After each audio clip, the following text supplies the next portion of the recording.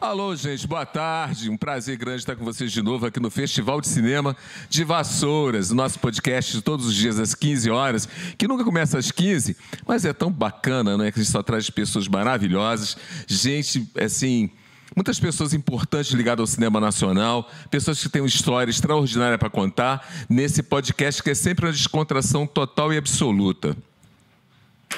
Hoje, a gente vai trazer aqui um cara que eu particularmente tenho assim, eu sempre quis conhecer, eu não conhecia pessoalmente, mas meus amigos, todos meus amigos já conviviam e conheciam ele. E a gente, num bate-papo aqui de 10 minutos, a gente entendeu que ele é um menino lá do subúrbio, do Rio de Janeiro, da zona oeste do Rio de Janeiro, que a gente considera o subúrbio, né? Porque é um pouquinho longe, apesar de que Barra da Tijuca o pessoal diz que não é mais subúrbio, não. Mas é lá de Santa Cruz. Vala do Sangue. Lado de Campo Grande, não é isso? Vala do Sangue. Pois é, Santa Cruz, entendeu? É um encontro engraçado, né? Que eu sou da Baixada Fluminense e ele da Zona Norte. Isso é maravilhoso. Eu encontro aqui em Vassouras promovendo esses encontros, né? Baixada com a Zona Norte. Isso é muito legal, isso é muito bacana. E ele, então, saiu de lá com um menino e por talvez um momento de aventura e sorte da vida, ele conquistou o teatro e o cinema brasileiro. Claro, isso tudo revestido de talento, de imaginação, de conhecimento, de muita luta, que ninguém faz um trabalho no cinema, no teatro nacional, sem ter muita força de vontade e muita garra. Aqui na minha frente, Marcelo Sebá, produtor, diretor do filme Fedro, que está concorrendo na mostra competitiva do Festival de Vassouras, e um nome importante do cinema e do teatro brasileiro. Tudo bem, Marcelo Sebá? Eu não sei se eu sou tudo isso, mas eu... Você é um pouco mais, cara, eu resumi, tá? Você sabe que quando eu tinha 13 anos, logo que eu cheguei eu tenho uma coisa assim, eu não terminei o segundo grau, né? Vim do subúrbio, então eu sempre parti do princípio de que o não eu já tinha. Quando eu tinha 13 anos, eu fui fazer plantão na porta do Teatro dos Quatro, e a Fernanda Montenegro estava entrando, ela estava em cartaz com Lágrimas Amargas de Petra von Kant. Lindo aí eu espetáculo. Parei e falei, Fernanda, ela olhou e falou, meu nome é Marcelo, eu tenho 13 anos e eu queria fazer um jornal na escola, eu posso te entrevistar? E ela falou, vem na semana que vem, entre a matinê e a segunda sessão, que eu te recebo. Eu fui, ela me recebeu, ficou acho que 1 hora conversando comigo. Imagina, gente, a generosidade e a paciência. Com 13 anos, você tinha 13 anos de idade? 13 anos de idade. E aí, no final, ela falou, o que você pretende fazer quando você crescer? Eu falei, teatro. Ela falou, então seremos colegas? Eu falei isso para ela outro dia, assim. E um conselho que ela sempre me deu, que ela me deu e que ficou comigo pro resto da vida, que ela falou assim, insista, persista. Em teatro a gente é cabide de emprego. Você faz teatro, você faz rádio, você faz show, você faz televisão, você faz cinema, você recebe muito não, mas vale a pena. Insista, persista. E eu falei isso outro dia para ela, eu falei, Fernanda, faz 40 anos que você me deu esse conselho, assim, e ele foi definitivo. É isso, assim, é insistir.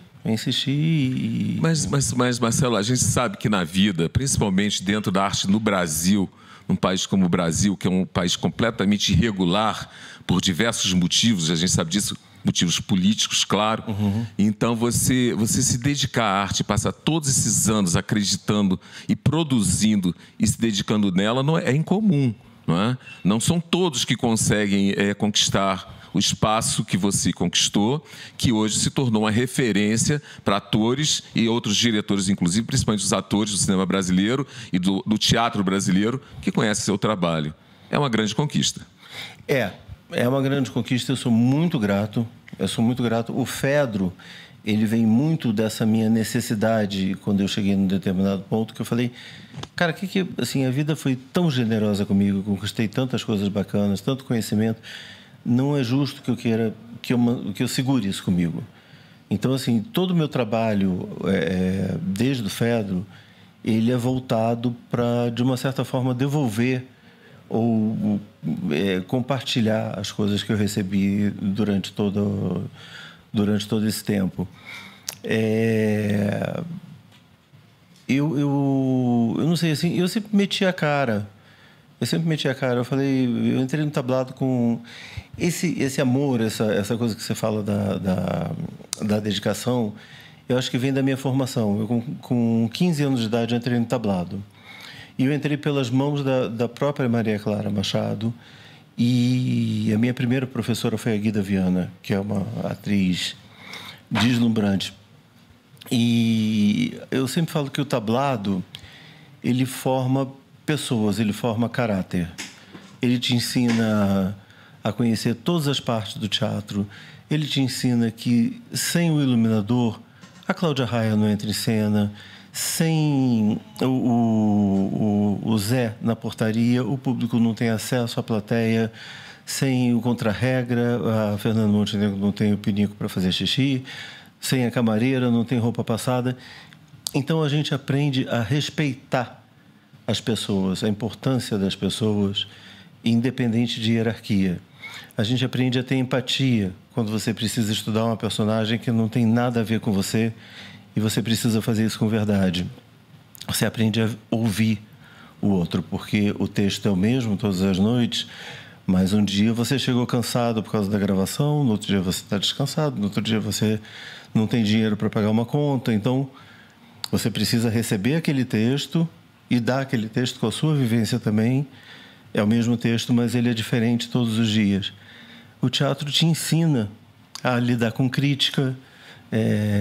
Então, eu acho que assim, vem disso assim, a minha paixão, porque toda a minha formação, todo o meu caráter foi formado dentro do tablado.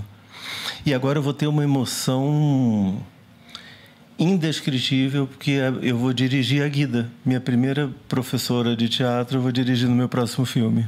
A Guida Viana, não é isso? É Guida Viana. Seba, me diga uma coisa. Vamos fazer assim uma coisa meio lá do início, para as pessoas conhecerem um pouco mais do teu trabalho. E eu digo assim, entre essas pessoas, eu sou um desses curiosos. Você me disse que, no papo que a gente estava tendo aqui antes um pouquinho, que você, por uma coincidência da vida, foi para o Leblon, ainda menino praticamente, e conheceu a Bel Kurtner, né? Que é filha da Dina Sfati. E aí você teve um contato direto com a Dina, que é, para mim, uma das maiores atrizes do teatro brasileiro, do cinema e da televisão brasileira, né?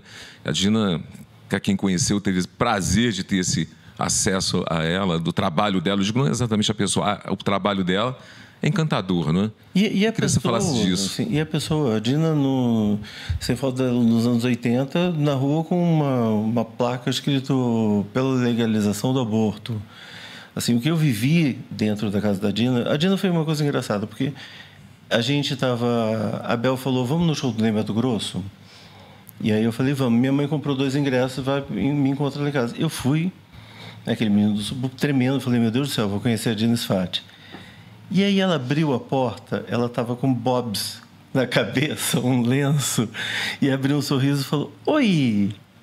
E na hora eu entendi, eu falei, é isso. Tem a Dina Sfati e tem a mãe da Bel. Mas, ao mesmo tempo, a mãe da Bel era uma pessoa que a gente estava fazendo um lanche na mesa e ela recebeu um telefonema e falou, oi, tá, mas como é que é isso? Tá, vou pensar. Desligou o telefone, pegou o telefone, ligou para a redação do Jornal do Brasil e falou, oi, aqui é a Dina Sfati, eu acabei de receber um telefonema do comitê do Maluf, eles querem comprar o meu apoio. Quando estava ali na coisa do Maluf e Tancredo. Ela era essa pessoa, entendeu? Que não se deixava abater. A pessoa que naquele debate da Rede Bandeirantes, o general foi fazer uma pergunta para ela, ficou paralisada e falou, eu tenho medo de generais. E aí o Brasil veio abaixo, porque ela escancarava isso, assim, e era uma grande cidadã. Então, ali dentro, e aí dentro da casa da Dina, eu convivi com a nata da intelectualidade. Brasileira, né? E ela mesma, ela foi a primeira pessoa que me falou do Zé Celso, do Oficina, do Rei da Vela, Oswald de Andrade. Então, assim, ela é uma pessoa fundamental na minha vida. É a grande escola da tua vida, né? Foi. A base da escola da tua vida. Foi. E você começou como? Você começou em teatro, né? O Marcelo. Comecei em teatro. Geralmente quem quer fazer teatro... Eu sabia que eu queria fazer teatro antes de ter entrado em um. Não tenho essa lembrança exata, mas eu me lembro que... Eu tenho até hoje. A minha mãe tinha eu nunca entendi isso. Minha mãe tinha uma coleção de livros, obras completas de Shakespeare. E ela me contava as histórias das peças do Shakespeare. E eu era encantado com isso, assim. E acho que quem entra em teatro entra pensando em ser ator. Eu achava muito chato. Eu gostava de todo o processo de ensaio, isso eu achava incrível. Quando estreava, eu começava a achar um saco. Assim, eu fui entender que eu era apaixonado mesmo por produção. E aí eu fiquei de 87, que foi a minha estreia como assistente de produção no Manifesto, já que era Cláudio Correia Castro e Beatriz Segal. E aí a segunda peça foi com Miguel Falabella e Estela Miranda. A terceira peça foi com Pedro Cardoso e Felipe Pinheiro. Eu tinha 17 anos e eu ia toda semana na Censura Federal liberar o espetáculo. Quer dizer, você, na verdade, era um iluminado, né? Que você começava com uma base de teatro, com esses nomes, Cláudio Correia Castro e outros que você colocou aí. É fantástico isso, cara. Eu sou muito ansioso. Então, assim, enquanto eu estava ali, eu falei, eu não quero fazer teatro amador, eu não quero ir todo fim de semana para me vestir de duende. Eu fiz isso, eu me vesti de duende na Casa Laura Alvim, num domingo que fica de frente para a praia de Ipanema, todo mundo na praia e eu com um pancake da Paiô na cara e uma roupa de veludo. Então eu cavei um trampo de operador de som numa peça que era Pedra, a Tragédia, que era a época do Besterol, uma peça do Mauro Razzi. E aí a produtora da Pedra, que era a Arci, falou, você não quer ser meu assistente? E aí eu comecei a trabalhar com a Arci. A Arci foi uma pessoa também definitiva, porque eu fui assistente dela nessa peça, da Beatriz com o Cláudio, e logo na segunda ela falou, olha, eu te indiquei para fazer a administração do Miguel e da Estela. Eu falei, como assim? Vai que você dá conta, qualquer dúvida você me procura.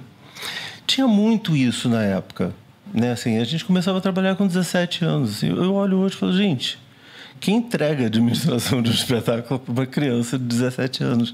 Mas isso era normal na época. A gente começava muito cedo. Assim, e aí a minha ansiedade me levou para o teatro profissional. Assim. Mas eu acho que isso é incomum, não é? Eu estou vendo você falar essas coisas, acho muito incomum, porque 17 anos, primeiro, é muito cedo, né? Você concorda comigo. Depois disso, você trabalhava com os nomes mais incríveis, nos lugares mais incríveis do Rio de Janeiro, o cenário, a vitrine do país, né? Em momentos decisivos, né, do teatro brasileiro, né? Eu tive muita sorte. Eu tive Bibi Ferreira. Olha... Nossa, Bibi Ferreira, Eva Vilma, Otton Bastos, Lília Cabral, muita gente, assim, Arlete Salles, é isso que eu falo, assim, e eu sempre gostei de sentar e ficar ouvindo essas pessoas. Eu ouço muito, assim, eu sou... Minha música é aquela, eu não sei dizer nada por dizer, então eu escuto. Você teve uma passagem também no Circo Voador, não teve? Umas produções do circo, que eu me lembro que a galera do circo falava muito de você, e foi a primeira vez que eu tive um contato com Marcelo Sebá, a galera do Circo Voador. Não era exatamente no circo.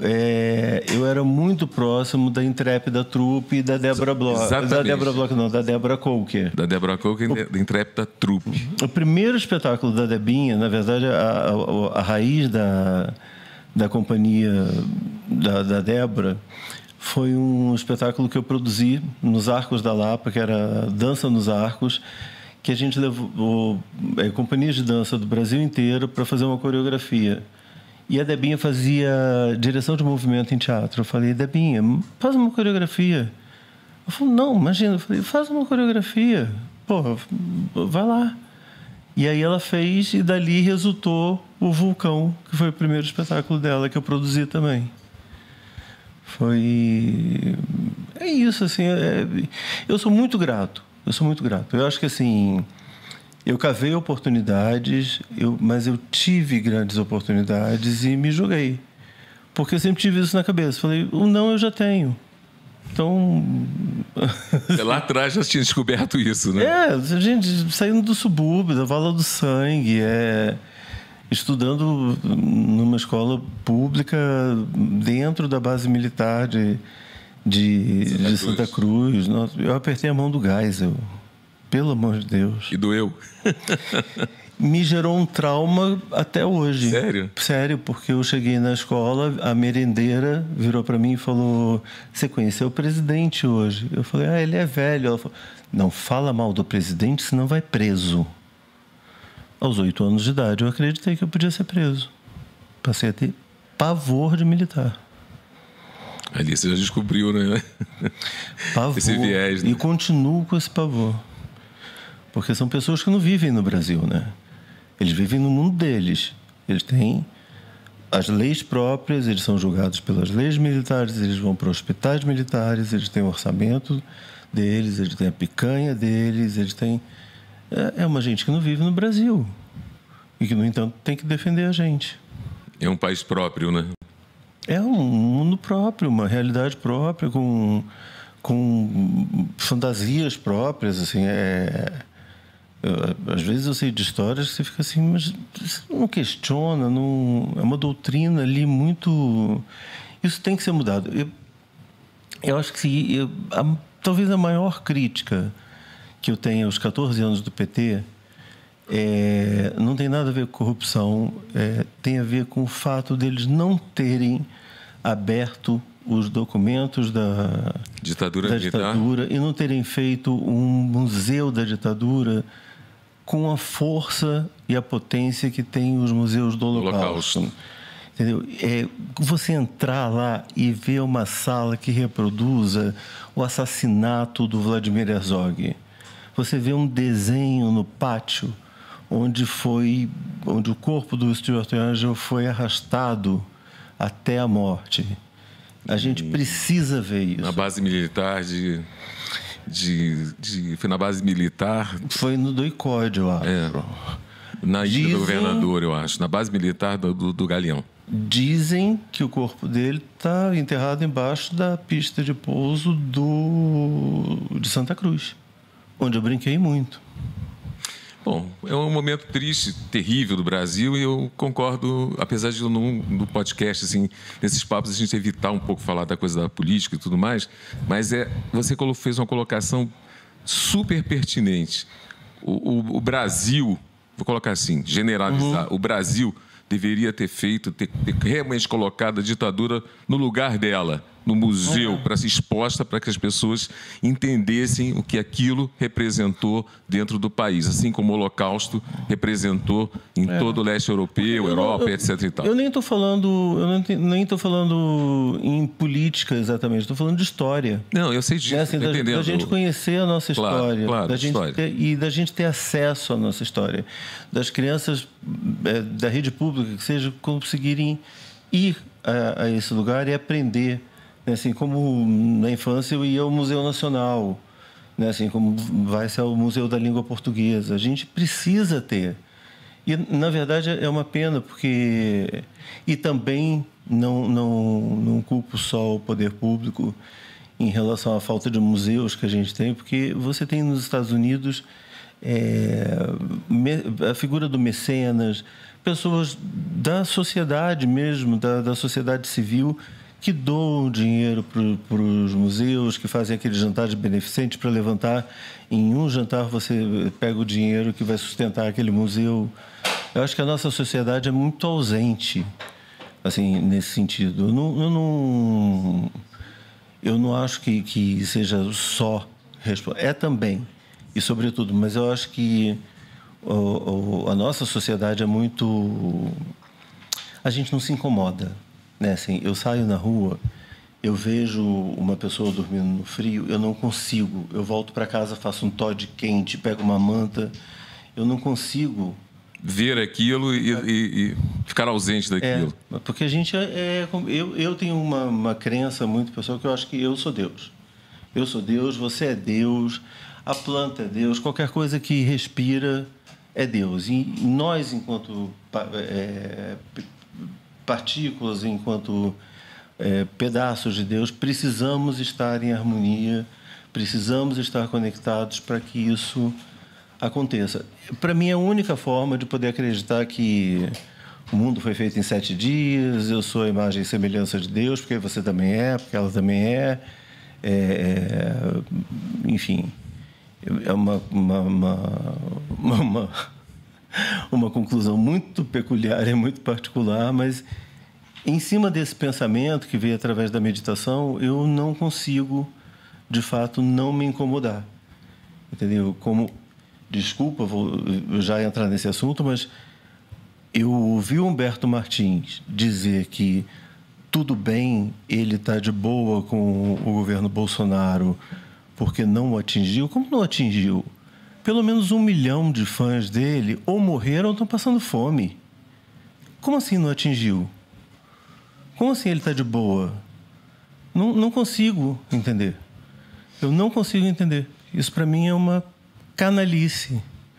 Assim como eu acho que esse festival é de extrema importância, eu imagino a dificuldade que foi montar isso aqui, assim como foi uma dificuldade para mim fazer um filme que tem, sobretudo, que é muito político e é LGBT, no meio desse governo.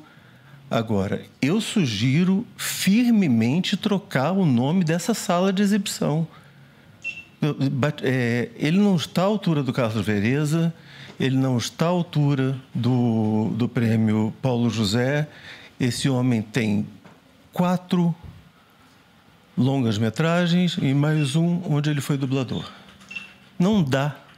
A gente não pode abrir essas concessões. Eu acho que é cada um no seu quadrado, é cada um na sua prateleira, entendeu? A gente tem Diniz Fati, a gente tem muita gente para batizar uma sala de cinema. Não um homem que chega aqui e que homenageia uma pessoa que durante 4 anos se empenhou em destruir o cinema brasileiro. Destruir a arte brasileira. Entendeu? Então, assim, a classe artística vai falar mal de mim.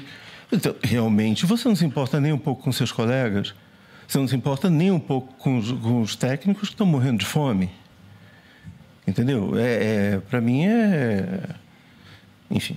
E você me disse, inclusive, quando chegou aqui, a gente estava conversando, que hoje foi um post do teu Instagram, não é isso? Foi. Sobre esse comentário exato que você fez agora sobre essa postura do ator Humberto Martins. Pronto, falei. Eu acho que tem que falar, A mensagem tem que ser dita, né? Porque assim, eu chego aqui... E ele se defenda. Eu chego aqui, eu vejo uma iniciativa tão maravilhosa. A emoção que eu tive em ver o Fedro foi a primeira vez que eu vi o Fedro com plateia. Eu tinha visto na mostra de cinema com 30 pessoas, porque a lotação era reduzida. E aí eu vim para o festival e falei, meu Deus do céu, assim, eu descobri um monte de coisas. É muito difícil você lidar com um governo que tem 1.800 filmes parados, mais 38 filmes esperando finalização. Mas o meu filme enfrentou dificuldades e olha que eu não tive dinheiro incentivado, eu fiz questão de não ter dinheiro incentivado. Aí a briga para botar o medida provisória no ar, a briga para lançar o Marighella, falam da mamata da Lei Rouanet, mas a Taurus pode captar R$336 mil para fazer um livro sobre armas. Não dá. É indefensável. É incoerente. Eu acho que, assim, ele é marginal. É o tipo de pessoa que tem que ver à margem. O lugar dele é esse. E ele se colocou nesse lugar, tá ótimo. É uma escolha pessoal. Seba, vamos fazer o seguinte. Vamos falar de Fedro. A sinopse é o seguinte, só para as pessoas que casualmente não tenham estado aqui assistido a sessão de Fedro, foi 2 dias atrás, não é isso? Fedro é um documentário poético que promove o reencontro entre o ator Reinaldo Gianecchini e seu mentor, o diretor de teatro José Celso Martinez Correia. Esse cara, depois ele vai falar um pouquinho sobre o José Celso, tem uma obra extraordinária no teatro brasileiro, né? Então, o reencontro do Gianecchini com seu mentor, o diretor José Celso Martinez Correia, para a primeira leitura do texto de Fedro, de Platão, adaptado por José Celso. Um reencontro evitado por mais de 2 décadas. Por algum motivo, há 20 anos, eles se evitavam. A gente não sabe, ele vai explicar por quê. Eles não, o Gianni fugia do Zé. O Gianni evitou esse encontro. O que vemos aqui é uma verdadeira aula sobre arte, amor e vida. Realmente, eu vi o filme. É uma aula de arte, de amor, de discussão, de distanciamento, de encontro. É fantástico. Uma experiência transformadora.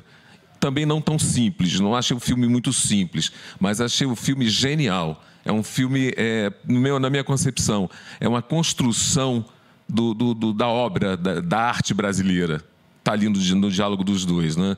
A loucura do José Celso Martinez, porque só quem conhece os espetáculos dele, mas sabe quem é ele, a cabeça dele, acho que é uma coisa bem, bem complicada mesmo, mas maravilhoso, assim. O resultado é sempre genial. E a beleza, a estética, o talento de Gianecchini. Acho que é um encontro, assim, que sai faísca, né? Mas, na verdade, não saiu admiração. Não é isso, Marcelo Seba? Eu acho que foi uma experiência muito bonita. Foi uma experiência muito bonita. Eu não sabia que o Gianni evitava o Zé há 20 anos. Eu lembrava do Gianni, eu sou amigo dele desde a época que ele era modelo, e eu lembrava que ele tinha trabalhado com o Zé. E eu queria, eu parti dessa premissa, eu ter o Zé, mostrar o processo de trabalho dele, mostrar todo o repertório cultural dele, e um ator mais jovem. Mandei a coisa para o Gianni. Quando ele recebeu, eu fui assistir a peça dele, ele falou: "Você sabe da minha história com o Zé, né?" Eu falei: "Não."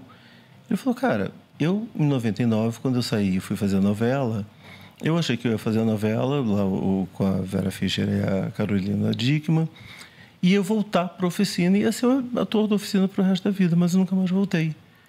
Então eu evito, eu nunca mais vi o Zé e nunca mais pisei na oficina, porque eu tenho muito medo desse encontro." Eu falei: "Bom, você quer dividir o roteiro comigo? Porque você acaba de me dar um presente." E aí foi isso, assim, o início do filme é o Gianni trancado no banheiro, se concentrando com a música que ele ouvia antes de entrar em cena, em Cacilda, a peça que ele fazia, esperando o Zé entrar em cena para ele poder entrar e os dois se encontrarem ali. E eu falei: "Olha, vocês falem sobre a relação de vocês e tal, façam a leitura da peça." Mas eu tinha algumas premissas. Eu estava convidando o ator, o espectador, para presenciar aquele encontro íntimo dos dois, para presenciar uma primeira leitura de texto, que é um lugar onde o espectador geralmente não tem acesso, e para entrar no set de cinema, que também as pessoas não têm acesso, para ver como funciona. Mas eu sabia que alguma coisa ia acontecer ali.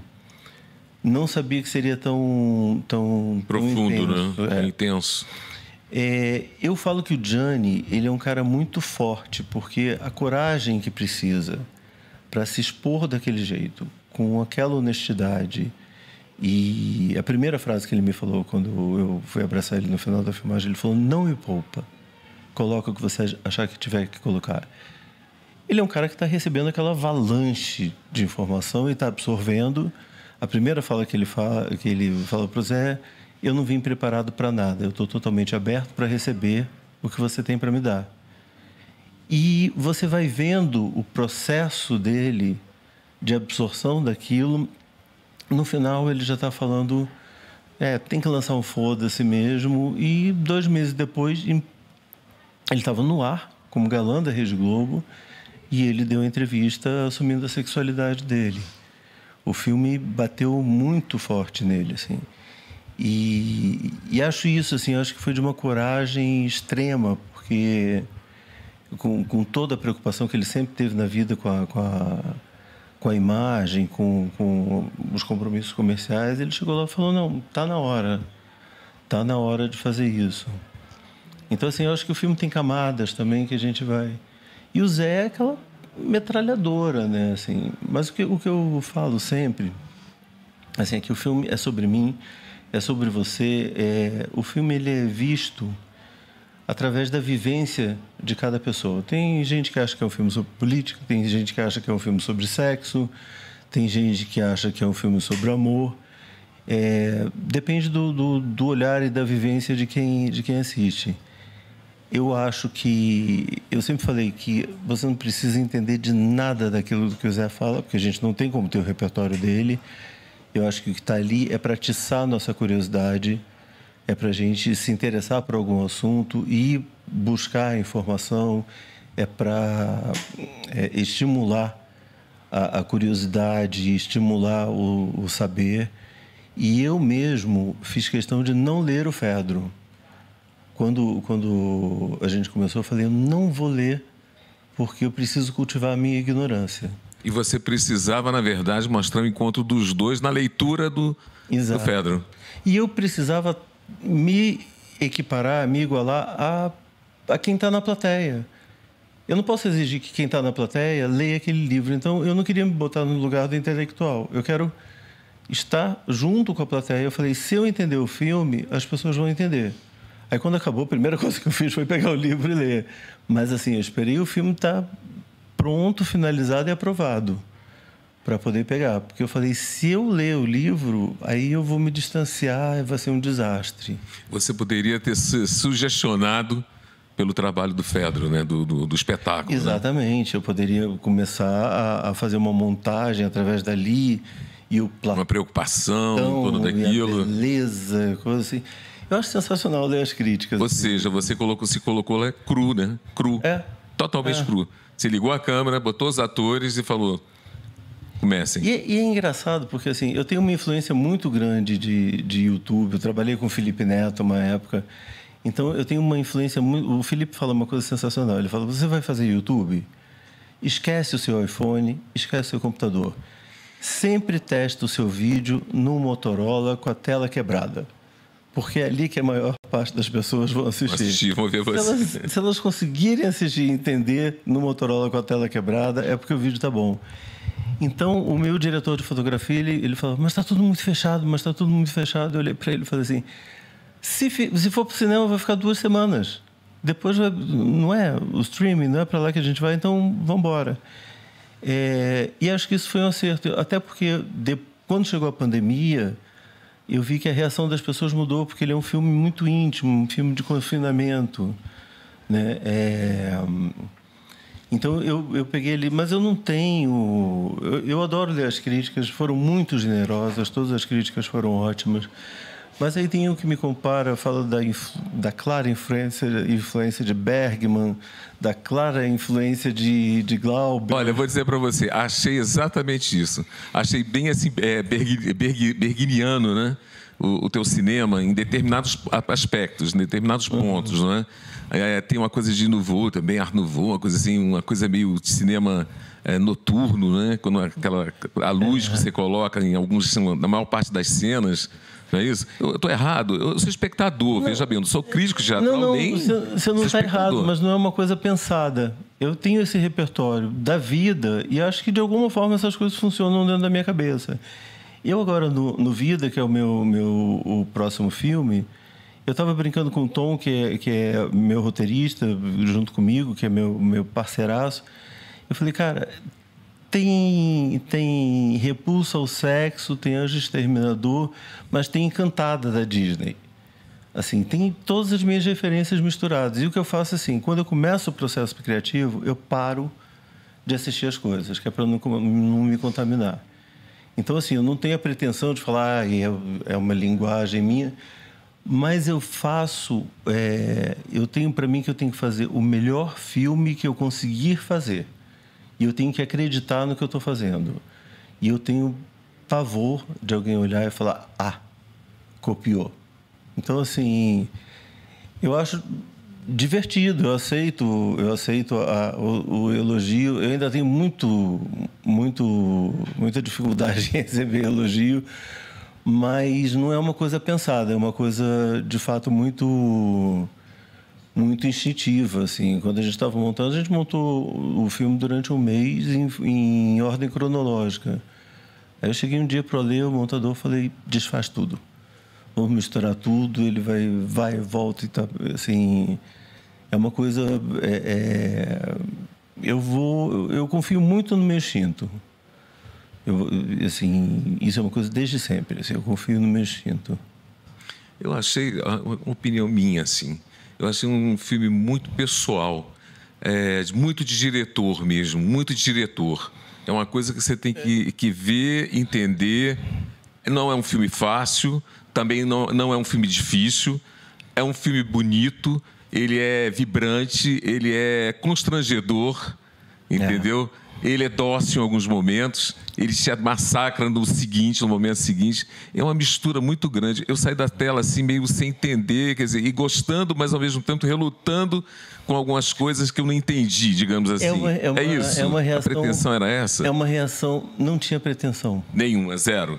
Tá. Zero. A única coisa a minha única pretensão era não tocar no nome do Silvio Santos. Mas eu queria que ele fosse um filme amoroso. Certo. E eu queria que ele fosse um filme otimista.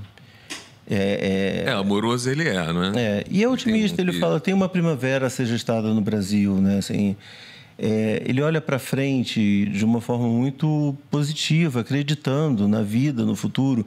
Ele fala, a cultura está viva. Assim, uma coisa que eu achei linda, eu achei que a gente, quando estivesse acabando a pandemia, a gente ia ter que reconquistar as plateias de teatro.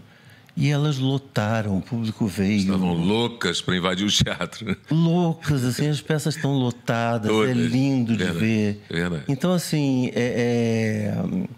o Vida tem muito isso também. A gente começa fazendo ele começa um pouco mais denso, mas ele termina lá para cima. Ele termina assim... A gente está comemorando que a cultura está voltando. A gente é uma celebração do teatro. Ele fala de teatro também. Esse é o Celso de teatro, né? E no próximo eu tenho Guida Viana, eu tenho Cida Moreira. Estou conversando... É isso que eu queria saber. Qual é o próximo exatamente? Você já está em processo de produção, é isso? Já. Sim. Qual é esse próximo? Chama-se A Vida na Hora. A Vida na Hora. Ele parte de um poema da Wisława Szymborska. Não sei se eu falei certo, ainda estou aprendendo a falar o nome dela. Não, daqui até lá a gente aprende. Polonês é um pouco complicado. Mas eu parto do princípio, tem uma coisa no teatro, que a gente deixa a luz de serviço do palco acesa quando vai embora, que é para os personagens poderem circular durante a noite. E eu parto daí, de que as personagens, depois que a gente vai embora, elas estão vivas e guardadas no teatro, esperando a próxima montagem. E a partir daí eu junto, e os meus personagens são Antígona, Medeia, Lady Macbeth, Fedra, Mary Stuart, Abelardo, Rei da Vela, Severino, do Morte e Vida Severina, os palhaços do Plínio Marcos, Bobo Plim e Menelão, Macunaíma. Essas pessoas estão todas uma miscelânea. Quer dizer, todos juntos. Você diz que você deixa a luz acesa para os personagens circularem, vivenciarem até uma próxima montagem. Uhum. Você foi lá, acendeu a luz e pegou todos os personagens e está fazendo um filme. É isso? Eu estou retratando a vida deles nesse momento. Nesse momento que eles estão ali guardados e convivendo entre si com os conflitos que os encontros geram. E é um barato, porque eu e o Tom, a gente saiu fazendo uma pesquisa. Então, eu tenho Rei Lear e Cordélia, mas aí o Rei Lear é Antônio Pitanga e a Cordélia é a Areta Sadik, que é uma super atriz, que é travesti. É uma outra leitura, mas que também não foi assim, vamos causar... Não, eu queria muito, sempre tive vontade, sempre falei para o Milton Gonçalves que ele devia fazer Rei Lear, porque ele é um ator de uma potência absurda. O Milton não pode fazer, e aí eu chamei o Pitanga. E vendo o texto, a Cordélia, que é a filha caçula, que é expulsa de casa porque o pai acha que ela não o ama, e ela passa por todas as agruras na rua, ela passa por todo o sofrimento, e no final é ela quem acolhe o pai, ela que cuida do pai. Eu falei, teve um dia que eu olhei e falei, Tom, a Cordélia é trans. Assim, coube muito, assim. E aí você convidou? Mary Stuart é a Cláudia de Moura. Eu também quis dar personagens que essas pessoas talvez não vivessem. Então tem Carolina Ferraz, é Antígona, Drica Moraes, Lady Macbeth, Teresa Falcão, que depois de 25 anos sem atuar, ela estava só escrevendo novela, vai fazer Medeia, Jorge Salma como Macunaíma, Otávio Miller é Vinícius de Moraes, o Thomas Basso faz o Carlos Drummond de Andrade, Roderick Meros, que é um super ator da Oficina, faz Hamlet. Estou negociando ainda quem vai fazer o Severino, mas deu certo. Mas é assim, a Medeia está no meio do drama dela, é interrompida pelo Macunaíma, que é aquela peste, né? Aquele herê. Isso aí. E aí ela dá uma comida de rabo nele com um poema da Fernanda Young e retoma o texto do Racine. O Rei Lear fala com o texto do Shakespeare, mas a Cordélia responde com Manuel de Barros. A gente fez uma miscelânea e não é que deu certo. Já está pronto o filme? Não, o roteiro. O roteiro? Você não roteirizou. A gente você terminou o roteiro. Pôs o ponto final no roteiro aqui em Vassouras. Quando a gente chegou aqui. E a gente tem a primeira diária, dia 6 de setembro, com a Cida Moreira. A Cida está no filme também. E aí a gente retoma em maio ou junho. É muito importante para a gente fazer no dia 6 de setembro, porque é uma data que eu tinha pensado a princípio, aleatoriamente, só porque eu achava que era um bom timing. E como tem o feriado no dia seguinte, talvez fosse tranquilo.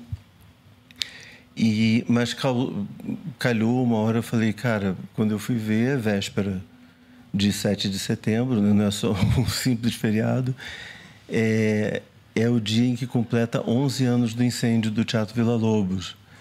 E até hoje está lá abandonado, largado, esquecido. E a cena da Cida é ela no alto da fachada do Villa-Lobos, tocando piano e cantando a balada do Soldado Morto do Brecht. Então, eu acho importante que a gente faça nesse dia, assim. Isso é um resgate, não é? A letra do Soldado é uma coisa impressionante, né? Assim, passava mais de 6 anos a guerra e a paz não apareceu. Então o soldado, como um herói, morreu. Passava mais de 6 anos a guerra e a paz não apareceu. Então o soldado se decidiu e, como um herói, morreu. Mas como a guerra não terminou, o rei viu do morto soldado. E pensou assim, morreu antes do fim. E aí ela conta a história de um soldado que foi desenterrado e foi carregado por médicos militares e pessoas cantando Pela Pátria Lutar, com bandeiras esfarrapadas. É uma coisa meio assustadora, assim, de como remete ao Brasil de hoje. Foi um poema que o Brecht escreveu com 17 anos de idade, que levou ele a ser perseguido pelo nazismo. Então, mas a gente começa com isso e termina com a Baquiana 5 do Villa-Lobos. Entendeu? O filme basicamente percorre esse caminho. Assim, e sempre que a barra está pesando um pouco, entra uma Cunaíma para fazer uma Cunaíma alivia, né, a barra. Para fazer a bagunça. É o herê, como você colocou aí. A Fedra está sofrendo. Ele falou, por que você não chora? Assim. Ela fica puta da vida, assim. A Lady Macbeth também está numa situação que... Mas é legal, assim, quando você bota a Lady Macbeth como melhor amiga da Medeia, isso te possibilita um diálogo muito interessante sobre a mulher, sobre a situação da mulher, sobre o machismo, sobre a opressão que elas sofrem, a pressão que elas sofrem no casamento, em ser a mulher, né, do fulano. A gente foi descobrindo essas coisas assim. É um filme muito feminino, na verdade. Ele fala muito da mulher, porque tem a Fedra, que é paixão pura, né? Maria Padilha fazendo Fedra. Cara, eu tô achando engraçado assim, esse encontro, né, do teatro grego com Shakespeare, com o teatro inglês, com o teatro moderno brasileiro, com o teatro, a modernidade do teatro brasileiro, Semana de Arte e Cultura. É uma loucura esse filme, né? Realmente é uma... mas deu certo. Não, eu tô acreditando plenamente nisso. Dei spoiler aqui, assim, contei o filme todo. Né? Eu tô visualizando esse filme, entendeu? Eu sei que deu certo. Mas nenhuma cabeça pensaria em uma coisa dessas. E tem uma coisa engraçada, que isso também possibilitou a gente. Por exemplo, o Hamlet é um príncipe da Dinamarca com white people's problems. Assim, enquanto ele está sofrendo ali com uma coisa existencial, chega o Severino e fala: meu filho, vem pro sertão da Paraíba ver qual é a nossa realidade. Feliz aqui, assim, né? Já tua infelicidade é tão grande. Ele fala... Não vou lembrar de cor aqui, mas nem sei a resposta para a pergunta que fazia, se vale mais a pena saltar da ponte da vida. Para falar a verdade, eu nem sei essa resposta. Mas ela mesma, a vida, te responde com... E aí ele fala da vida explodida, da vida que se fabrica todo dia, da vida que se impõe, mesmo quando é uma vida franzina, mesmo quando é uma vida severina, ela vale a pena ser vivida. E aí o Hamlet dá a acordada, tipo, porra, tô aqui, príncipe da Dinamarca, sofrendo, olha o cara e ele tá segurando a onda, assim. O filme tem muito isso, assim, e termina com Bobo Plin, que é aquele palhaço lindo Por exemplo, Plínio e Marcos, a gente não quis pegar o lado pesado. Dois Perdidos numa Noite Suja, Navalha na Carne. Não, ele tem esse personagem que é lúdico, que é um palhaço em busca da alma, que é um palhaço que quer a galharufa, que quer ter uma galharufa, ele quer ser artista, ele quer tocar as pessoas, emocionar as pessoas. Que eu acho que é importante também. Eu acho que tem isso no Fedro e tem isso na vida. A gente não pode sucumbir, porque está mais difícil. Nos últimos 4 anos foi mais difícil. Mas eu também sou de uma geração que é isso, apertei a mão do gás. Eu vi o dragão da inflação. Você começou apertando a mão do gás. Puta que pariu, gente. É uma trajetória mais interessante que eu coloquei aqui nesses podcasts. Já aconteceu com a gente. Tem nisso. Eu ia para Vala do Sangue, que era do lado da minha casa. Era uma comunidade que era o seguinte: na minha época, no século passado, boi era morto a paulada. Então, tinha o matadouro de Santa Cruz, tinha um cano no fundo que escoava o sangue e jogava dentro de uma vala de esgoto. Essa vala vermelha era chamada de Vala do Sangue e tinha uma comunidade muito pobre ao redor. Por mais terrível que seja, a minha lembrança de infância sou eu na Vala do Sangue tentando pegar um filhote de urubu, porque eu queria criar um urubu de estimação. Quer dizer, eu tenho um texto que eu falo que Esse garoto não é normal. Mas eu tenho um texto que eu falo que o urubu devia ser a ave nacional, porque o Fernando Henrique Cardoso... Se a águia, né, americana, porque... porque assim, o Fernando Henrique Cardoso foi assim... a ave brasileira é o sabiá laranjeira. Só por quê? Por causa do canto melancólico que... Não, o urubu é coisa assim... Ele é feio, ele é preto, ele é marginalizado, ele fica rodando em círculos, ele não consegue ter aquela liberdade e ainda presta um serviço que é ele que limpa toda a sujeira, entendeu? E é resistente, né? E é resistente. É resiliente, assim, né? Ele tá lá, assim... Agora, a gente não gosta, né? Porque o urubu tá lá, é sinal de que tem alguma coisa errada por perto, assim. A gente quer evitar. Mas eu falo, o urubu é a ave brasileira, assim, é o símbolo nacional. Vamos fazer uma campanha. O Tom Jobim falava isso também. Ele falava, as pessoas falam mal do urubu, mas o urubu, coitado dele, só faz limpar as merdas. Só cumprir, né, a determinação dele, né? Lembra do Baiano e os Novos Caetanos? Claro.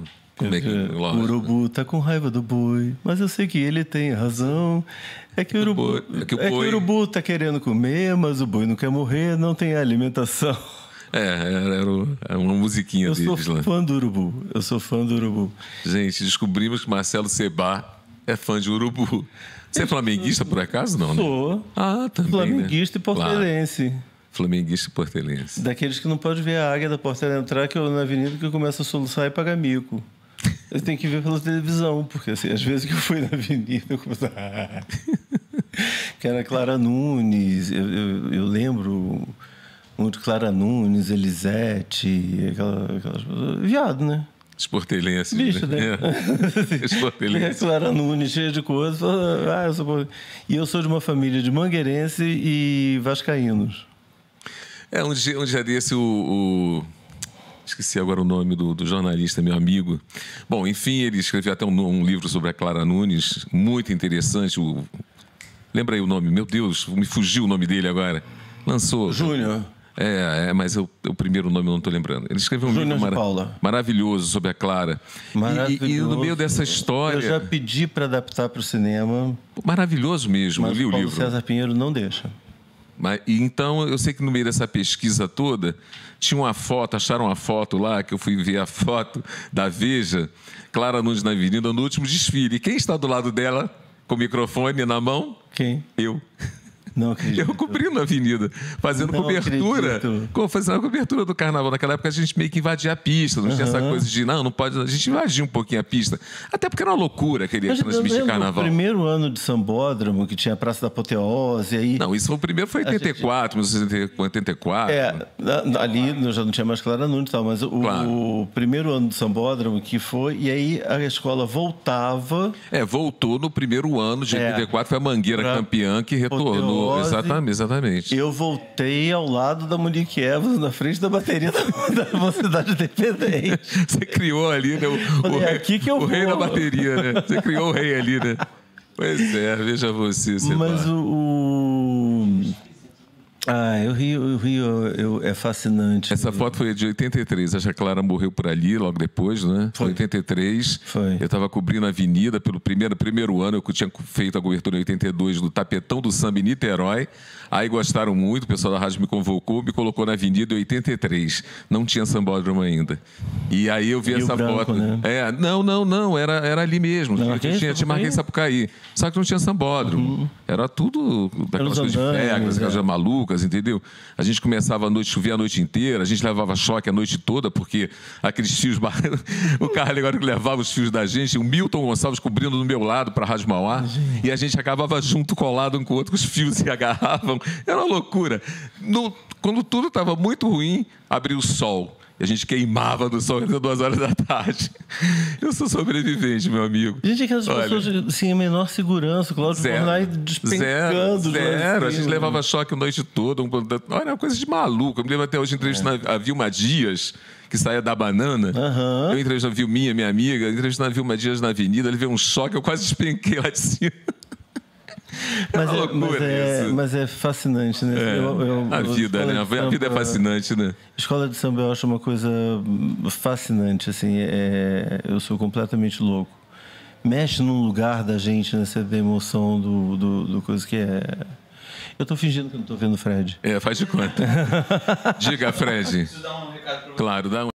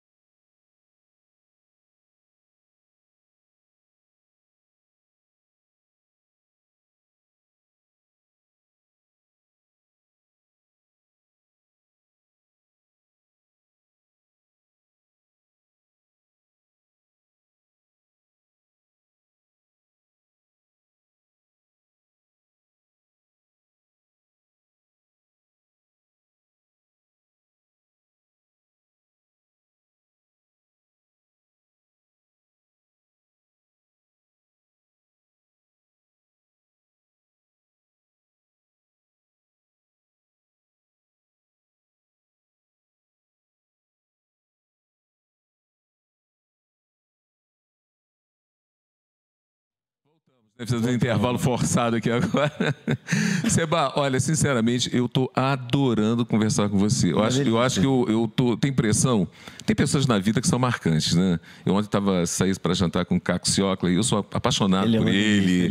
Eu adoro o Caco. Eu conheci o Caco numa situação muito engraçada, quando eu coloquei ele num carro alegórico na Marquês de Sapucaí, no Carnaval do ano 2000. Que todas as escolas de samba tinham o mesmo enredo, que era o Brasil, os 500 anos do Brasil. A Caprichosa de Pilares ficou exatamente na ditadura militar, naquele período da ditadura. Então, naquela época, eu insisti, o carnavalesco era Etevaldo Brandão, um cara maravilhoso, um grande amigo, e o presidente da escola era seu Fernando. E o seu Fernando era militar. Ele não aceitava o carro da ditadura militar que eu tinha sugerido. Aí eu descobri que ele gostava da família Lima, fiz uma negociação com ele maravilhosa, trouxe a família Lima, que tirou do último carro que o Etevaldo Brandão criou. Isso é muito do Rio de Janeiro, a gente dá uma rebolada, a gente dá uma volta, mas dá um jeito de... Aí o Etevaldo criou o carro dos 500 anos do Brasil, do baile dos 500 anos, botou a família Lima e ele me liberou o carro da ditadura militar. Eu convidei alguns atores, entre eles o Caco Ciocla, que veio todo só de soldado, sem camisa, e ali a gente se encontrou pela primeira vez, foi uma amizade enorme, bacana, bonita, e ontem a gente relembrou disso, que eu gosto muito dele. Então essas pessoas que a gente está falando, algumas dessas pessoas ficam marcadas eternamente nas nossas vidas, né? E você é um cara que eu sempre ouvi falar muito, sempre meus amigos comentaram sobre o seu trabalho, sobre aquela verdade que você tinha, mas eu nunca tinha estado com você. Foi a primeira vez aqui em Vassouras, o primeiro Festival de Cinema de Vassouras me permitiu esse barato de estar contigo, de conversar com você, de descobrir um pouco da tua cabeça, da tua vida, de revelar isso no podcast para as pessoas. E que eu vou dizer que é um momento muito especial da minha vida. É o primeiro podcast que eu participo, é a primeira vez que eu vejo o Fedro com plateia. É a primeira vez que eu sou indicado para um prêmio, que eu olho e falo assim, gente, não, eu tô com Caco, só a indicação tá bom. Assim. Bacana, né? Tem o Caco, o Daniel, assim, tem pessoas incríveis ali, assim, tô super bem acompanhado. É um momento muito especial mesmo, assim, e ver o festival nascendo, ver esse movimento todo, é todo muito da força pra gente, sabe? Da energia, da vontade de continuar. Isso é de fato, assim, estou falando de coração, é um momento tem sido muito especial, muito especial. Só acho que tem que tirar o nome do Humberto Martins daquela sala. Marcelo Seba, foi super legal estar contigo, muito bacana mesmo. Obrigado. Espero que a gente tenha outras oportunidades, de repente, ainda dentro desse festival, de pelo menos, de repente, se esbarrar aqui no tapete vermelho. A gente vai estar cobrindo a final aqui do festival. Espero que seu filme também seja bem visto pela plateia, seja amado, seja acarinhado. E te agradeço a genialidade, a bondade, a gentileza, entendeu? Esse carinho que você é como pessoa. Muito obrigado. A mesma coisa eu posso falar, assim, muito obrigado pela recepção, obrigado pela liberdade, pelo carinho com que você me recebeu aqui, como o festival está me recebendo. Assim, é todo mundo de uma delicadeza, de uma gentileza. Está sendo muito agradável. Assim. Tanto que a ideia, a princípio, eu vinha, voltava para São Paulo. Falei, não, vamos ficar aqui, vamos curtir, vamos ver essa coisa. E é bom conviver com as pessoas, assim. Está sendo muito legal. Valeu, Marcelo. Um grande abraço. Obrigado. Se vocês não despedirem antes, Fazendo nossa foto? olhando os dois para essa câmera aqui, você pode Tá. ver, né? Deixa eu ficar aqui assim. Show de bola. Valeu, gente. Valeu. Valeu, Marcelo. Obrigado, tá? Obrigado você. Sucesso pra você, Pra gente. se Deus quiser.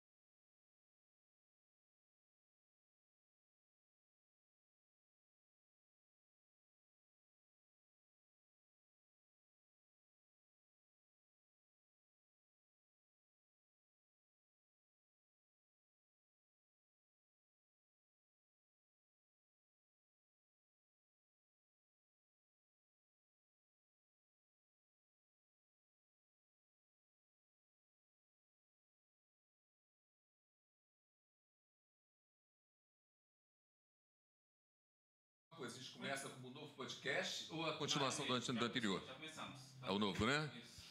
A gente sempre começa assim.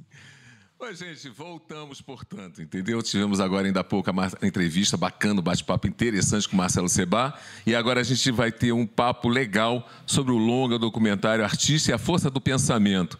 Direção e roteiro do Helder França, e com a participação muito especial do bailarino, do dançarino Marcos Abranches. Eu vou ler um pouquinho sobre o filme e vou dar continuidade apresentando a vocês também aquela mulher linda, maravilhosa, sensacional que vocês conhecem, que vai estar com a gente também no podcast fazendo a entrevista comigo. O Artista e a Força do Pensamento reflete a relação entre equilíbrio e desequilíbrio dentro da parcialidade de movimento do dançarino Marcos Abranches. Ele oscila o corpo para despertar do vazio e isolamento causado pelo desequilíbrio.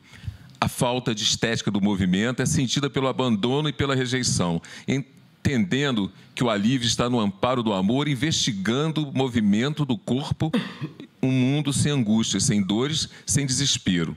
Busca a vida, encontra na dança o equilíbrio do corpo e o belo da alma. O filme vai explorar e aprofundar a vida e obra do dançarino e coreógrafo Marcos Abranches, que está aqui com a gente.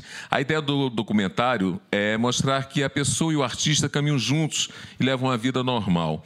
Vamos mostrar o dia a dia com a família, o artista no palco, as obras criadas e coreografadas por Marcos, como Corpo sobre Tela, Forma de Ver, Avessos, O Grito e O Canto dos Malditos, além de mostrar sua carreira internacional passando por Berlim, na Alemanha, Madrid, na Espanha, Assunção, no Paraguai, La Paz, no Peru e Bogotá, na Colômbia. Esse é um pouquinho o resumo do filme que vai ser exibido amanhã aqui no primeiro Festival de Cinema de Vassouras, e daqui a pouquinho ele vai falar para a gente exatamente o horário. Me parece que a sessão é por volta das 2 horas.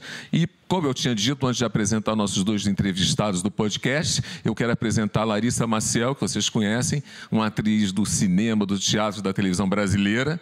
Um dos grandes espetáculos que ela fez foi Maísa, né? O seriado Maísa, não é isso? Na TV Globo. Isso. E foi divino, maravilhoso. Eu adorei, fiquei fã ali demais da Larissa. E Larissa está com a gente. Tudo bem, Larissa? Boa tarde. Obrigada. É um prazer estar aqui conversando com vocês. E que interessante essa pauta de hoje. Eu tô louca para te ouvir, para saber como é que foi esse processo, para te ouvir também, saber como é que é para você, como é que foi para vocês. Fiquei com vontade de assistir amanhã esse horário, já vou estar viajando para o Rio, mas eu volto para cá no domingo. Essa é a mágica do cinema, né? Vamos dar uma boa tarde, então, aqui para o nosso Helder Fraga. Tudo bom, Helder? Diretor e roteirista do filme. Tudo bom, obrigado. Obrigado pelo convite. Está sendo uma delícia aqui em Vassouras. Obrigado. Muito gostoso, né? Esse muito festival, gostoso. Né? Cidade turística, né? Maravilhoso mesmo. Incrível. Assim, nossa, tão uma delícia. Feliz, né? De estar recebendo o festival. A gente vê no rosto de todo mundo que a gente cruza, né? O quanto eles estão radiantes de estarem recebendo o festival aqui, né? Cara, o que é impressionante desse festival também é que a cidade meio que se juntou para realizar, não é? Você vê que esse pavilhão aqui, o centro de convenções aqui de Vassouras, é lindíssimo, é lindo, é muito bonito. A cidade se juntou de várias formas, entre elas os restaurantes da cidade criaram pratos especiais, quer dizer, a gastronomia participando da obra de arte do cinema. Muito legal esse festival. Eu estou adorando estar aqui em Vassouras, estou curtindo muito e conhecendo gente de muito talento. Entre eles, o Marco Abranches, que está aqui do meu lado, o bailarino, do qual o filme Artista e a Força do Pensamento é baseado, né? Um pouco do trabalho, da vida dele. Tudo bom, meu querido? Então, alô pra gente. Tudo bem? Muito obrigado pelo convite. E estou gostando muito de Vassouras. Está aqui com a gente? É. Pô, bacana, Marcos, bacana. Vamos então começar, Larissa, perguntando para o Helder exatamente o que é o espetáculo, o que é o filme, como vocês se encontraram, você e o Marcos Abranches, e como você teve a sensibilidade de realizar essa produção. Na verdade, esse filme, eu conheço o Marcos há mais de 20 anos, né? Durante 7 anos eu fui produtor da Oficina Cultural Oswald de Andrade, lá em São Paulo, onde eu trabalhei com a mãe do Marcos, que era a coordenadora de produção da casa. E lá, durante todo esse processo, esse período, eu fui acompanhando o trabalho do Marcos. Eu vi o primeiro espetáculo do Marcos, quando ele estreou, que foi um espetáculo Senhor dos Anjos, né? O Senhor dos Anjos. que foi no SESI da Paulista. E foi o primeiro trabalho que eu vi dele que teve um impacto muito forte. Eu já conhecia. E a partir dali eu fui acompanhando o trabalho do Marcos ao longo dos anos. E por ser muito amigo da mãe dele e dele. E a gente veio se reencontrar depois, acho, de quase 10 anos. E aí ele já estava com uma carreira bem sólida, né? Tanto no Brasil como fora. E a gente teve um primeiro papo eu falei com ele, por que a gente não pensa em fazer um documentário para poder falar um pouco do teu trabalho, para as pessoas poderem conhecer um pouco mais, né? E a gente levou mais acho que uns 10 anos, né? Para a gente conseguir de novo se encontrar. E a gente finalmente dar início ao processo que começou em 2017. Aí eu roteirizei e a gente viu as pessoas que iam participar do documentário, do filme, as pessoas de dança que conhecem o trabalho do Marcos. E ali começou a nascer o filme. Esse filme, a duração dele é quantos minutos? É 1h30 de filme. E ele é todo focado em cima do trabalho do Marcos, não é isso? Todo focado Abrantes. em cima do trabalho dele. A gente mostra um pouco do cotidiano dele, né? Da vida dele com a família. E a gente também começa a focar na obra dele, as obras coreografadas por ele e os espetáculos que ele trabalhou ao longo da carreira como convidado. Entre eles, muitos espetáculos com o Borelli, né? Sandro Borelli. E outros personagens ali, e até a carreira internacional dele, quando ele foi convidado por um cineasta alemão para ir fazer um espetáculo na Ópera de Berlim, lá na Alemanha, né? Munique, né? Berlim. Pô, que maravilha, cara. Eu tô impactado, entendeu? E eu queria saber se você sempre teve essa vontade de virar artista, se você sempre percebeu isso, ou se foi uma coisa que foi acontecendo aos poucos, porque foi uma forma que você encontrou para se expressar. Olha, na verdade, a dança e a arte já estava dentro de mim a minha vida toda. Mas eu só fui descobrir com 18 anos de idade, onde eu fiz meu primeiro trabalho do Senhor dos Anjos com o diretor Sandro Borelli. E aí eu fui descobrir que a arte e a dança já estava dentro de mim. Mas só fazer um parênteses antes desse processo que ele deu um pequeno salto, que é quando ele começou a atuar, dançar. Mas um pouco antes ele tinha um contato muito forte com o Sandrão, que era um grande amigo, já faleceu, Sergião, desculpa. Ele trabalhava no Balé da Cidade, ele fazia a iluminação do Balé da Cidade, lá no Teatro Municipal de São Paulo. O Sergião. Uhum. E ele começou a levar o Marcos para assistir espetáculos de dança. Inclusive tem uma passagem muito bonita no filme, que o Marcos mesmo relata, se você puder falar, quando você foi a primeira vez lá pro balé e você viu aquela... A primeira vez que você viu um balé? Isso. Na verdade, o Sérgio, ele trabalhava na companhia e ele começou a me levar para assistir o trabalho do Balé da Cidade, né? E sempre, todo espetáculo, eu sentia alguma coisa muito especial. Parecia que eu estava escutando vozes assim, sabe? Aí depois que eu fui descobrir que era a própria dança e a própria arte estava me chamando para estar naquele palco, né? Ai, que lindo isso. Então foi foi um momento muito especial junto com o Sérgio, junto com o Balé da Cidade. Foi uma porta, né, que se abriu na minha vida e um mundo novo. Isso há quantos anos, Marcos Abrantes? Há quantos anos? Há mais ou menos 22 anos. Há 22 anos atrás, mais ou menos. Você está quantos anos hoje? Ontem eu fiz 45. Ontem? Parabéns. Obrigado. Barato isso. Obrigado. Cara, 45. mesmo. Eu vou só esclarecer um pouquinho, vou ler aqui, que faz parte do release também, um pouco sobre o Marcos Abrantes, tá? Ele é coreógrafo e dançarino portador de coreoatetose, o nome, não é isso? É rara, inclusive, decorrente de uma lesão cerebral. Não é a doença, e sim um estado patológico que se manifesta a partir de movimentos involuntários, intermitentes e irregulares da face dos membros. É importante saber que o profissional possui inteligência absolutamente normal e utiliza como referência de estudo para a construção da sua linguagem artística corporal, sendo o único coreógrafo brasileiro com paralisia cerebral e propor um estudo sobre a dança contemporânea. Ou seja, é uma pessoa, um ser humano, uma pessoa, um ilustre, um bailarino, um artista que mostra que ele está muito além do que as impossibilidades possam lhe promover. Isso é tão lindo, né? Porque a arte é isso, né? A arte ela é acessível a qualquer um, seja do jeito que a pessoa for, né? A arte se comunica com todos e ela é para todos.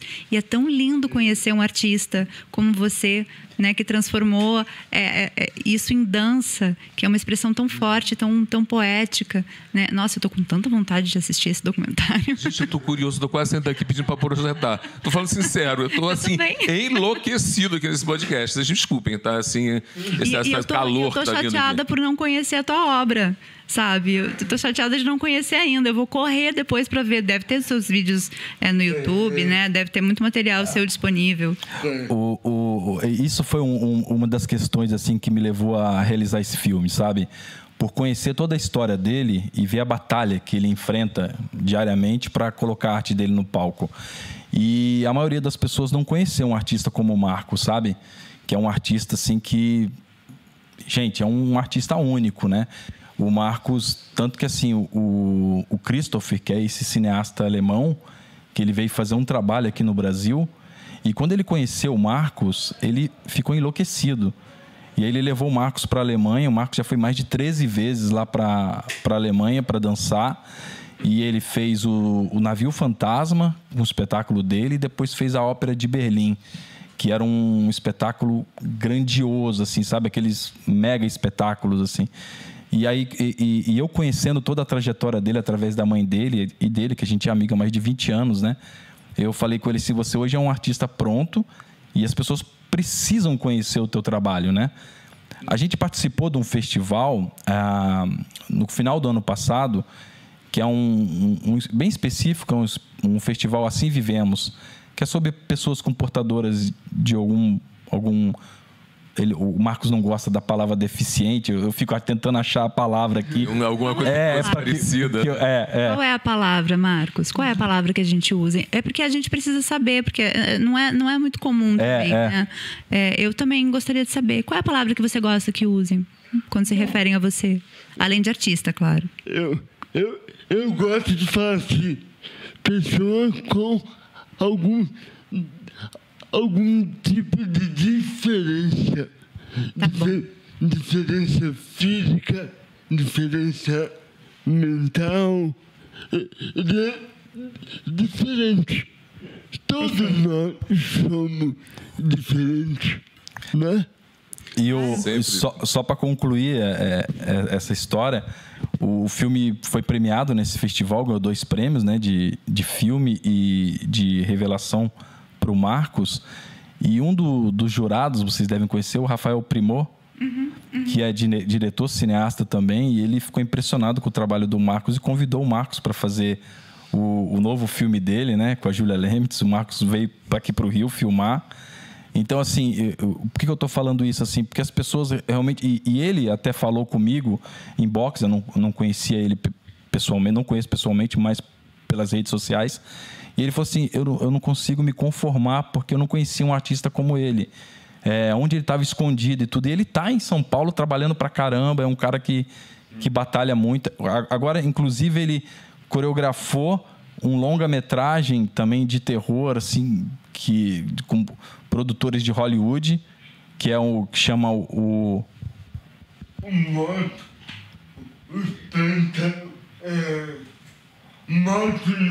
Monstro do Pântano. Morte no Pântano. Morte no Pântano. E com atores internacionais e tudo, e ele que fez todo o trabalho corporal do protagonista do filme, né? Pode falar, mano.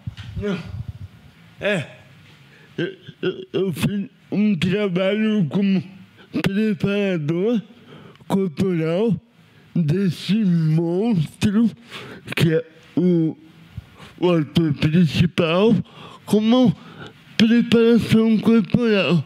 Ele queria entender qual era o meu movimento. E aí foi uma parceria muito bacana, assim. Imagina, essa é uma das belezas do festival, né? Proporcionar esse tipo de encontro, né? Descoberta, né? Essas descobertas. Conhecer pessoas que a gente jamais teria oportunidade eventual de conhecer se não tivesse que ser chamada a atenção para que essas pessoas estivessem ali, que elas façam arte, que elas façam espetáculo, que elas recriem a possibilidade de existência nossa, que acha que a gente é cheio de problemas, quando na verdade uma pessoa que é diferente, como ele coloca, então faz a vida acontecer com tanta suavidade. E nós, tão estúpidos, né, nos colocamos assim como grande tragédia da humanidade, quando não tem isso, não existe isso. Olha que espetáculo, olha que lição de vida, olha que lição de querer, olha que inteligência esse homem fazia produzir um filme com um trabalho com Marcos. Olha que lição de vida, né? Quer dizer... E a gente tem falado muito de representatividade, né? Hoje, esse centro de convenções estava cheio de crianças, né? Acho que foram mais de 1.000 crianças que vieram assistir filmes aqui. E era lindo de ver a alegria deles saindo da... Eu, casualmente, estava aqui, assim, pude ver eles saindo da sala com os olhos brilhando, né? Talvez muitas crianças que nunca tiveram a chance de ir ao cinema e puderam ter essa experiência aqui no festival. Então, imagina essas crianças vendo o teu filme, crianças que têm uma situação parecida com a sua, que tem uma diferença, né? Uma diferença que faz elas, às vezes, não ter esse sentido de pertencimento tão aflorado, né? E aí elas vão ver o teu filme, vão ver a tua arte, vão ver a tua história. E que referência bacana que você vai ser e vai inspirar tanta gente, né? E o trabalho do Marcos, assim, depois do filme, só vem mostrando um pouco mais o potencial do artista que ele é, né? Eu queria até que você falasse um pouco sobre o convite que você recebeu para fazer a coreografia das Paralimpíadas de Tóquio. Um pouco antes da Paralimpíada, o Comitê Olímpico me convidou para fazer a coreografia dos próprios atletas na comemoração ao receber a medalha, né? Que lindo! Foi um trabalho muito lindo, assim, junto com o nosso representante, né? Do nosso país, que eles também têm um histórico, assim, de guerra, de lutar pelo esporte, né? Para mim foi um momento muito bonito, assim, fazer esse trabalho. Gente, que maravilha. Me diga, vamos fazer um spoiler aqui, já que nós não vimos o filme, né? O artista e a força do pensamento. A gente está se roendo, né? Como foi a gravação desse filme? Como você filmou? Onde foi filmado? Como aconteceu isso? A duração que você fez? Como foi o roteiro?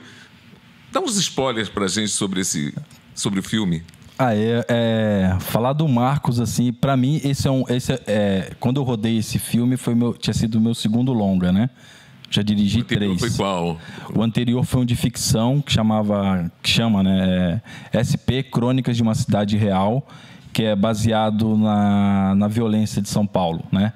Nos dramas de violência. E o filme do Marcos é um filme que eu já vinha pensando há uns 10 anos atrás, né? A gente sempre vinha falando, mas a gente nunca conseguia, porque eu também sou produtor em São Paulo de teatro. E eu produzo muito teatro. Inclusive, eu produzi, o Caco estava aí, né? Uhum. Eu produzi um espetáculo do Caco já, acho que uns 10 anos atrás, que é o Imperador e Galileu, do Ibsen. E ele estava lá no hotel. E eu venho produzindo também há muitos anos teatro, mas assim, agora eu tenho focado um pouco mais na carreira de direção e de cinema. E esse filme do Marcos, eu tinha essa necessidade de fazer e de contar essa história por eu conhecer a potência que ele é e o alcance que esse filme poderia ter através do trabalho dele. A gente sentou no dia quando a gente decidiu, e aí eu conversei com ele tudo que poderia entrar no filme, o que poderia ser interessante para a gente contar essa história. E aí eu fiz o roteiro, sentei e falei, agora você me dá um tempo, que eu preciso ir para casa, jogar isso tudo no papel, e para poder montar tudo isso para a gente poder produzir. E eu fiz o filme de forma independente. Eu ia te perguntar isso. Eu tentei algumas vias de editais, patrocínio e tudo, eu não consegui na época. E eu falei com ele ficou um pouco desanimado, ficou meio triste. Eu falei, não é por isso que a gente não vai fazer o seu filme. A gente vai fazer com a mesma qualidade e com a mesma dedicação. E o filme nasceu muito potente, muito forte. Quero muito que vocês assistam. Depois a gente pode conversar, que eu te passo um link privado aí para você assistir. E aí quando a gente começou a primeira diária é uma coisa muito interessante. Eu fui na casa do Marcos, né? Eu falei, vamos começar pela sua casa, pela sua família. O Marcos é pai de 2 filhos lindos, um casal, e tem uma esposa maravilhosa. E a gente foi filmar na casa dele o primeiro dia. E a gente chegou na casa dele, tinha uma escada, a gente subiu um primeiro lance de escada, aí virou um outro lance de escada, e subiu mais um lance de escada, e foi subindo.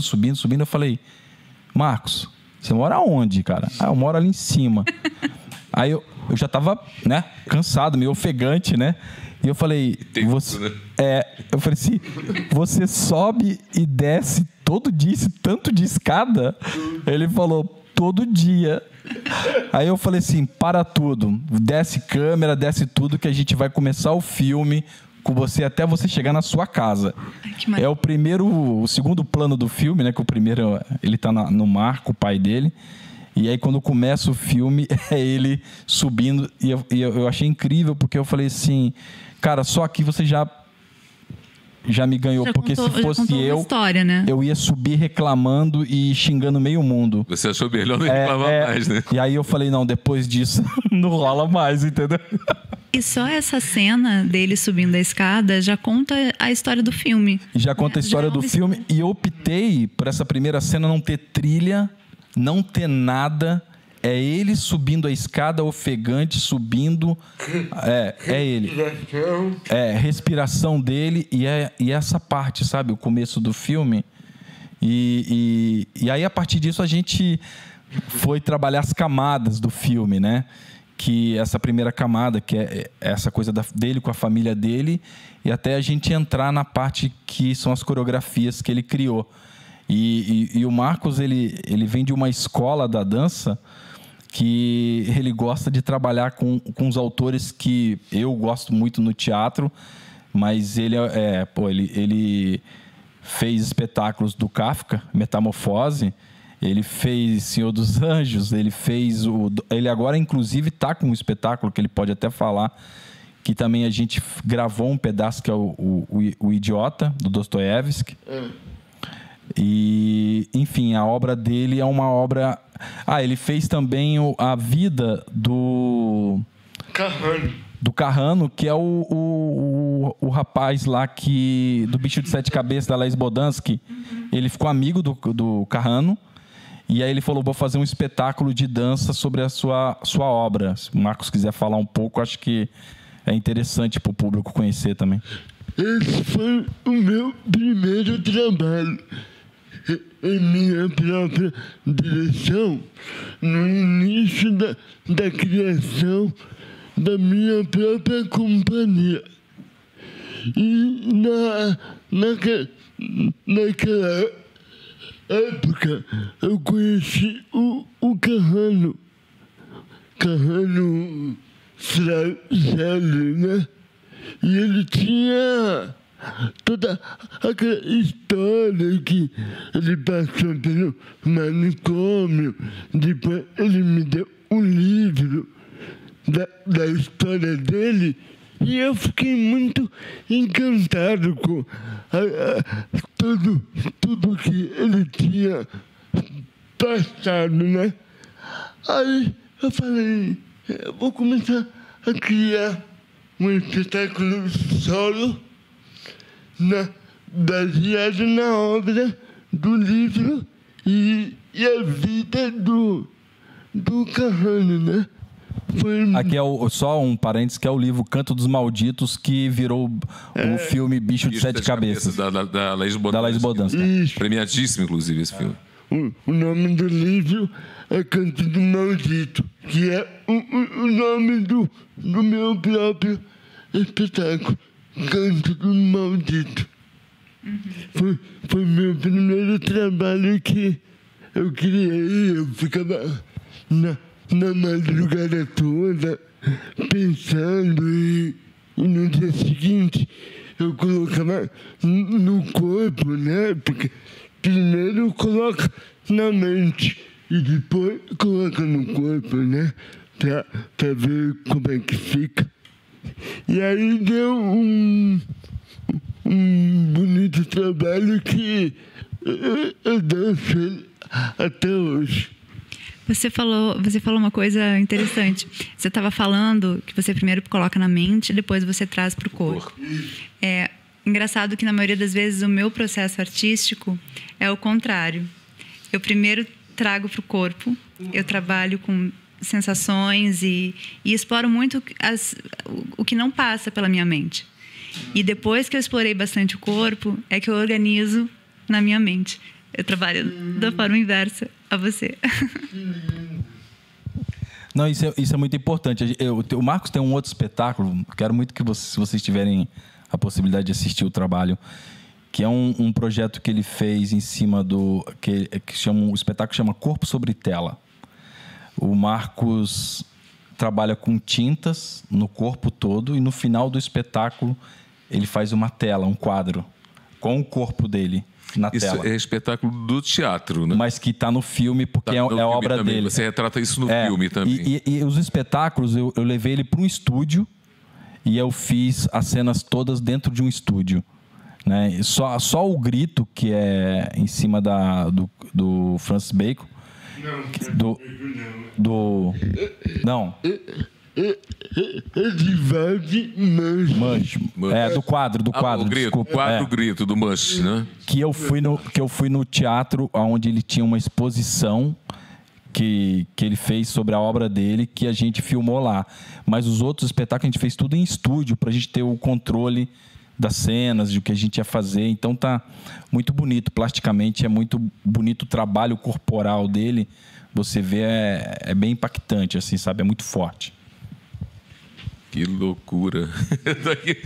Sabe, eu tô assim, vibrando, cara. Deve ser. O Marcos, ele é um artista, assim, que... Esse espetáculo, O Grito, é um espetáculo que ele termina o espetáculo, que é uma grande polêmica do filme. Vou dar um spoiler. Dá um spoilerzinho pra gente. Pode dar assim, vai lá. Que é ele faz uma suspensão humana. Ele Como faz. assim? Como é essa suspensão humana? Pura as costas e pendura e balança pela pele. Num gancho. Num gancho? Mas na pele direto? Gente, isso não dói, não? Você faz? Faz. Mas e a dor? A mãe dele, quando eu entrevistei a mãe e o pai, e eu falei, vocês já viram o espetáculo O Grito? Não. Sério, né? Aí eu falei, toquei num ponto aí que ele falou assim, não vi e nem vou ver. Aquilo lá não pode. E aí no filme tem isso, que a gente tenta entender o lado da família, que é óbvio, né? Você não quer ver teu filho pendurado por um gancho. Eu ia lá, soltava. Né? Mas, ao mesmo tempo, tem um lado dele, do artista, que eu tentei entender e não ficar no meio disso, sabe? Claro. Que é aquela coisa de você respeitar a opinião e respeitar o artista. Mas eu falei com ele, olha, eu não vou filmar você fazendo isso. Porque você é meu amigo também, né? E eu não sei se eu consigo. Mas é bem rapidinho, que também não é uma coisa para mostrar, mas é para mostrar realmente que é uma pessoa que, quando está num processo, ele se entrega 1000%. Integralmente aquele processo, 1000%. Né? Ele é um artista muito intenso, sabe? Muito intenso mesmo. E você conseguiu captar do teu filme essa intensidade dele, assim, nas outras cenas, nos outros momentos também? Você fala que fez os momentos familiares, o momento dele em casa, depois você leva ele para o estúdio, depois você faz os espetáculos dele, você filmou os espetáculos que ele participa. E nisso tudo, como é que foi essa montagem toda? Como foi a sensibilidade para reunir esse trabalho? Como é que você se sentiu fazendo isso? Como é que a tua realidade em ver e contracenar com a realidade de um artista como o Marcos, que é, como ele coloca, totalmente diferente de tudo que a gente está acostumado a ver? Pelo menos eu nunca... Para mim é uma novidade intensa. Na verdade, quando a gente foi montar, era um grande quebra-cabeça, né? E eu tinha a minha visão e o meu olhar sobre ele, sobre o artista, porque eu acompanhei a carreira dele. Claro. Nesse período todo, eu sempre fui nos espetáculos. Ele me avisava, Helder, eu estou com um espetáculo tal. Eu ia lá, assistia e ia embora. Conversava com ele, ia embora, e sempre fui acompanhando ao longo dos anos. E eu tinha já essa visão. Mas aí também teve um outro lado que me ajudou muito a entender ele, o processo dele como artista, que foram essas pessoas que foram os convidados do filme. O Ivan Cabral, que é da SP Escola de Cinema, que é uma pessoa que acompanha o Marcos também desde o início da carreira dele. O grande fotógrafo Gal Opido, que é um cara que vem trabalhando com o Marcos ao longo também de mais de 10 anos, fotografando e estudando o corpo do Marcos. Então, a gente, quando entrevistou ele também, eu entendi também muito sobre o olhar dele, sobre o Marcos, sobre o corpo, sobre a pesquisa. E aí a Inês Bogeia, que é a coreógrafa e diretora da companhia... Qual que é a companhia? Companhia... Paulista. SP de Dança. SP de Dança, é uma coreógrafa também e uma artista incrível que... E crítica, né? E crítica de dança. Então, eu conheci um pouco mais do trabalho do Marcos através da visão dela também. E muitos outros convidados, assim, que são grandes nomes da dança, inclusive a crítica, a Yara Bergman, né? Bergman, que fez uma crítica. Inclusive, eu fiz questão de falar assim, você poderia ler a crítica que você fez pela primeira vez quando você viu o trabalho do Marcos, que é uma crítica que ela postou na primeira página do Estado de São Paulo. É um Marcos gigante, assim. É Folha de São Paulo. Da Folha de São Paulo, desculpa. Vai me matar, né? Que eu errei o... O problema não é que a gente erra muito e conserta. E é muita informação, é muita informação. E ela fala... E assim, ele ganhou até o prêmio, né? Com esse espetáculo, né? Que é o Corpo sobre Tela. Então, assim, eu comecei a entender e o trabalho do Marcos ampliou muito mais através desses outros olhares desses artistas em cima da obra dele, e até o alemão lá, que é o cineasta alemão que levou ele para trabalhar lá fora, e ele teve uma experiência incrível lá fora também. E ele em algum momento participou da montagem do filme, do roteiro e da montagem do filme? Não deixei. Nada. Não deixei. Mas o que eu fiz? Eu fui na casa dele um dia. Eu comecei a mexer no filme, montar e pegar muito arquivo dele, pessoal, né? E chegou um dia que eu sentia que faltava muita coisa ainda, assim, para eu entender a história dele. E aí um dia eu falei, Marcos, você tá em casa? Eu falei, tô. Eu vou na sua casa. Só que eu vou revirar a sua casa. Aí ele falou, vem aí. E eu fui na casa dele e saí pegando tudo que ele tinha de arquivo pessoal e aí eu levei quase a vida dele toda no meu carro. Que e eu falei, fica... né? Que confiança, porque, né, deixar alguém entrar assim e remexer nas nossas, enfim, né, na sua intimidade, assim, né, é bastante confiança, relação bonita essa de amizade de vocês. E foi muito legal, porque aí eu encontrei muitas coisas ali daquele material ali que me ajudou a ilustrar melhor a história dele.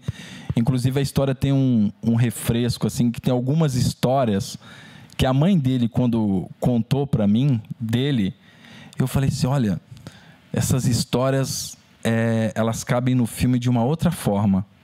E aí eu contei essas histórias através de animação. E aí eu chamei um animador e um desenhista que criou essas histórias em animação, que é um refresco, uma coisa mais leve dentro da história dele. Que são momentos que ele viveu na Alemanha. A primeira vez, porque o Marcos, devido a essa diferença dele, o Marcos veio dar o primeiro passo dele aos 9 anos de idade. Era exatamente o que eu queria perguntar, porque com certeza o público tem essa curiosidade, nós também. Não é? Quando começou a se manifestar eu não sei como o termo que se usa, essa patologia, eu não sei exatamente o termo que se usa. Como que começou a se manifestar corporal, fisicamente? Foi quando o Marcos nasceu, eles não sabem já vem de nascença aí. Esse processo. É porque, na verdade, eu nasci muito novo. Eu nasci de 6 meses. 6 meses, né? Você nasceu prematuro. E aí, por uma pequena falta de oxigênio, me deu uma sequela, né? Na parte da coordenação motora. E o Marcos, o que ele fazia? Junto com a família dele, ele tinha aquela... Como é que fala? Velocípede, aquelas motoquinhas de plástico. Triciclo. Triciclo, isso. E aquilo ali era as pernas para o Marcos se locomover dentro da casa. Então ele ficava aquela motinha que está no filme, até a motinha, a gente colocou lá. E ele... Também o podcast do Fernando Stocker, não é isso? A gente o Stocker já está aí. Só avisem quando a gente tem o prazo para terminar.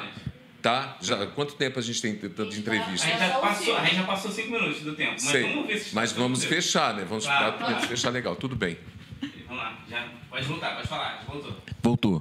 Volta do ponto onde você estava, exatamente falando da motinha, da bicicletinha, da motinha. É difícil andar? É difícil andar a partir daí. Eu acho que pra mim, pelo menos, é a parte mais bonita do filme. Que ele pergunta pra mãe se é muito difícil de andar, porque nunca andou. Né? E a mãe dele falou, não, é só você levantar e andar. E disse que ele pega a motoquinha, encosta na parede, vai levantando e começa a andar. Ai, que lindo. E que interessante essa forma de abordagem da tua mãe, né? Porque ela colocou de uma forma simples, né? Ela falou, não, é só levantar e começar a andar e falar o que você fez. Palavra de mãe, né? Levanta e anda, né? Essa é uma passagem bíblica, inclusive, né? O artista é a força do pensamento. Agora a gente entende mais o título do filme, né? Justifica bem esse título, que é genial também. E na verdade, esse título nasceu no primeiro papo que eu tive com ele. Eu perguntei para ele, como é que seria um filme da sua vida? Ele falou assim, seria o artista e a força do pensamento. Aí eu já anotei na hora e falei, esse é o nome do filme. Nossa. Já começou pelo nome, né? Gente, o papo tá maravilhoso, mas agora a gente tem, daqui a pouquinho, começa, acredito, dentro de 10 minutos, o podcast com o nosso querido Fernando Stocker, né? Todos os dias falando de rock, da música, do cinema e coisas do tipo que vocês estão acompanhando aí.